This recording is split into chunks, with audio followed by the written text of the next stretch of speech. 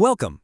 If you really want to sound more fluent when you're talking about your goals or personal development, you've come to the right place.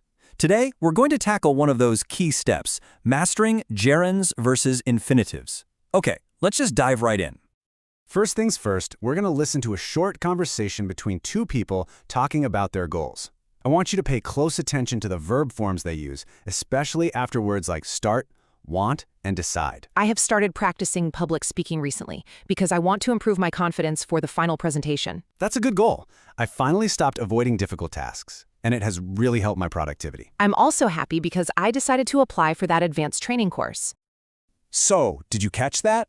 Right at the very beginning, we heard two different forms, one right after the other. Started practicing, which uses that ing form, and then want to improve, which uses to plus the verb.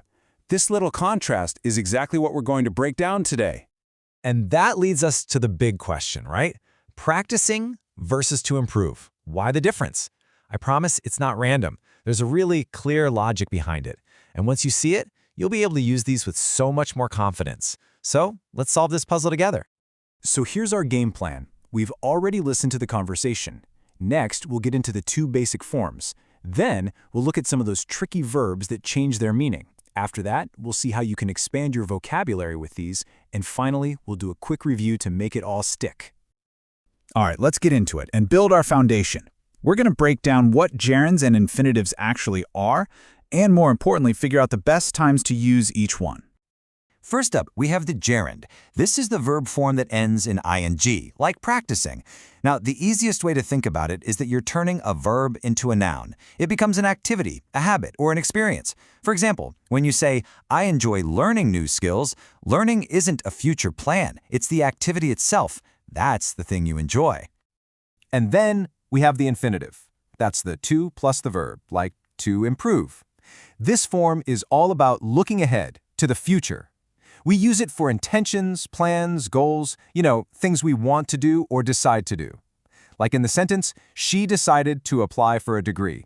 The application is a future action she's decided to take. So here it is, side by side. This is probably the most important thing to remember. Gerunds are for real activities and experiences that are happening or are habits. Infinitives are for future goals and intentions. This is the core rule. Think back to our example. You avoid practicing an existing action versus you decide to improve a future goal. See the difference? Okay, now for the really interesting part. Some verbs can actually be followed by either a gerund or an infinitive, but the meaning completely changes depending on which one you use. Seriously, mastering these tricky verbs is a huge step towards real fluency. But don't worry, we'll go through them one by one. Let's start with the verb stop. When you use stop with a gerund, the ing form, it means you quit doing something for good. So in our example, I stopped avoiding difficult tasks. It means the person doesn't avoid them anymore. That habit is finished. Over. But look what happens when we use an infinitive. She stopped to take a break. This doesn't mean she quit taking breaks forever. No way. It means she stopped what she was doing in order to take a break. The infinitive here tells us the purpose or the reason for stopping. The same kind of thing happens with the verb remember. When you use remember plus an infinitive, you're talking about a task, a duty you need to perform. I remembered to bring my notes means I didn't forget my responsibility. The memory came before the action happened. On the other hand, remember with a gerund is all about looking back on a past memory. If you say, I remember studying this topic, you're saying you have a memory of that past event. The studying happened first, and now you're recalling it. And our last tricky verb for today, try. When you say you try to do something, it means you're making a real effort, usually because the task is pretty hard. I tried to solve the problem suggests you really put in some work, even if you didn't succeed in the end. But if you try doing something, that's more like you're running an experiment. You're testing a method just to see what will happen. I tried using a new app is like saying, let's see if this app works out. It's less about a difficult effort and more about the experiment itself. Okay, so we've got the main rules down. Now let's see how this can help you build out other parts of your vocabulary. Infinitives are super useful, especially after adjectives and nouns when you want to express purpose and feelings. What's really cool here is how neatly infinitives follow adjectives that describe our feelings about an action. Notice the pattern. You feel motivated to learn. You are confident to present. Or something is important to take.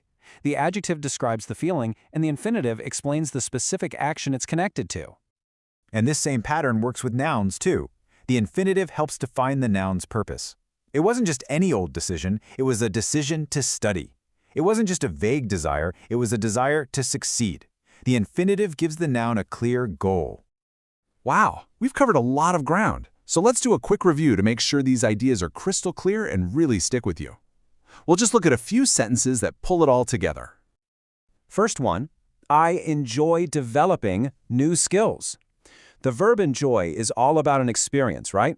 So it's followed by the gerund, developing, which perfectly names the activity itself. Next up, she hopes to achieve her goals.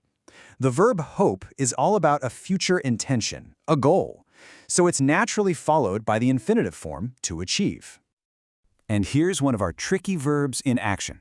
She remembered to send her application. This has to be the infinitive because it was a task, a duty she needed to do. She remembered that duty first, and then she did the action. So, let's sum it all up. The key takeaways are simple. Use gerunds, that's the ing form, for habits and real experiences. Use infinitives, the to-do form, for future goals and intentions. And just be sure to watch out for verbs like stop, try, and remember, because the meaning can totally change depending on which form you pick. So, to leave you with one last thought, let's put this into practice right now. Using what you've just learned, think about this. What is something you have decided to start doing to improve your English? Answering that question for yourself is the very first step to really making this knowledge your own.